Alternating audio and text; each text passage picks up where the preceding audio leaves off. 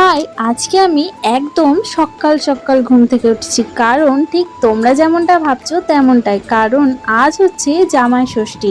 তো তার কারণে আমি যাব বাপের বাড়ি, আর সকাল সকাল ঘুম থেকে উঠে ফ্রেশ হয়ে কিন্তু চলে এসেছি। এবার তোমরা অনেকেই বলতে পারো তোমার হাজবেন্ড বাড়িতে নেই, তুমি যাবে ষষ্ঠী করতে। হ্যাঁ, তাদেরকে বলে রাখি, আমাদের বিয়ে যেহেতু 3 বছর হতে চললো, তো 3 বছরই একবারও কিন্তু দুজনে মিলে ষষ্ঠী করতে পারিনি, যার কারণে মায়ের মনটা ভীষণ খারাপ হয়। তার সঙ্গে তো আমার হয়।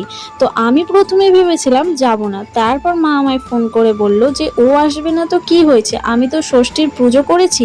তো মা যেহেতু ব্রত রেখেছে, যার কারণে মা আমাকে বলল তুই চলে আয়, মন খারাপ করে বসে থাকিস না। তারপর আমিও ভেবে দেখলাম, হ্যাঁ, আমার যেমন মন খারাপ হচ্ছে, তো মায়েরও কিন্তু মন খারাপ হচ্ছে, কারণ পাড়ায় সবাই জামাই ষষ্ঠী করতে আসছে মেয়ে জামাই নিয়ে।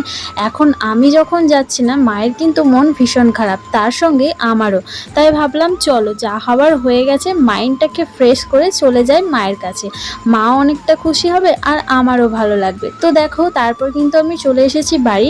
আর দেখো, তোমাদেরকে একটা কথা বলতে ভুলেই গেছি, যে ভিডিওটা করা ষষ্ঠীর দিনের ভিডিও, আর তোমাদেরকে পোস্ট করছি 2 দিন পরে। বাট তোমরা একটু ম্যানেজ করে নিও, একটু চাপের মধ্যে ছিলাম। আর এখন দেখো, মা সন্ধ্যাবেলা এদিকে ভাজছে গরম গরম লুচি আর ঘুগনি, আর বাইরে কিন্তু জমিয়ে বৃষ্টি হচ্ছে, সঙ্গে ঘুগনি লুচি দারুণ লাগবে। তো চলো, ভিডিওটা এখানেই শেষ করলাম, টাটা।